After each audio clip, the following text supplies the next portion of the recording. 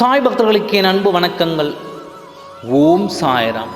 என் அன்பு குழந்தையே, உன் வாழ்க்கையில் உன் துணை உன்னை வென்று விட்டார். புரியவில்லையா? நான் சொல்கிறேன், பொறுமையாக கேள். வாழ்க்கையில் ஒருவருக்கொருவர் போட்டியும் பொறாமையும் இருந்து கொண்டு இருக்கும் இந்த சூழலில் யார் முன்னே சென்றாலும் அவர்கள் காலை வாரிவிட்டு நான் தான் முன்னேற வேண்டும் என்று ஒவ்வொரு மனிதனும் இந்த உலகத்தில் போராடி வருகின்றார்கள். ஒருவரை இழந்துத்தான் ஒருவரை பெற முடியும் என்பது போல ஒருவரை வீழ்த்தித்தான் ஒருவர் மேலே வர வேண்டிய கட்டாயம் இந்த காலத்தில் வந்துவிட்டது. யாரேனும் ஒருவர் வீழ்ந்தாலும் இந்த உலகம் பேசும், வாழ்ந்தாலும் பேசும்.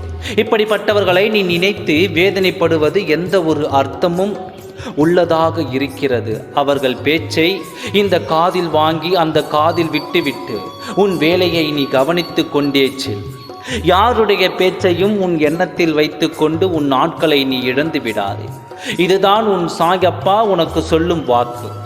இப்பொழுதும் உன் துணை உன்னை வென்று விட்டார் என்றவுடன் நீ என்னிடம் கேட்கிறாய், என்னை அவர் எதில் வென்றார் என்று. உன்னிடம் இருக்கும் அன்பை விட அவரிடம் இருக்கும் அன்பு பெரியது. உன்னிடம் இருக்கும் பாசத்தை விட அவர் மனதில் இருக்கும் பாசம் பெரியது.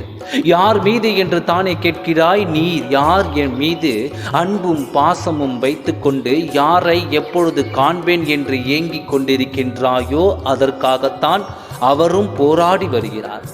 உன் துணையின் மனதில் என்ன இருக்கிறது என்பதை நான் முழுமையாக அறிந்துவிட்டேன். நீ சொன்னது போல் அவருக்கு ஆணவமும் அகங்காரமும் இருந்திருக்கலாம். அது ஒரு காலமாக மாறிவிட்டது. இப்பொழுது அவர் மனதில் பரிவும் பாசமும் அன்பும் வந்துவிட்டது. இரக்க குணம் வந்துவிட்டது. இப்பொழுது அனைத்திலும் உன்னை விட அதிகமாகவே உன்னை அவர் நேசித்து வருகிறார். அவரது பாசம் உண்மையானது நான் சோதித்தும் விட்டேன். அவருடைய அன்பு உண்மையான அன்பு என்று நான் புரிந்து விட்டேன். அனுதினமும் உன் எண்ணத்தில் நீ என்ன செய்து கொண்டிருப்பாய், எங்கு இருக்கின்றாய் என்று உன் எண்ணம்தான் அவருக்கு அதிகமாக இருக்கிறது.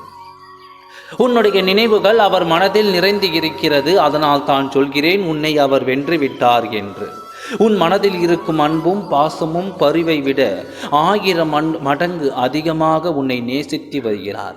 உன் மீது அன்பு வைத்துள்ளார்.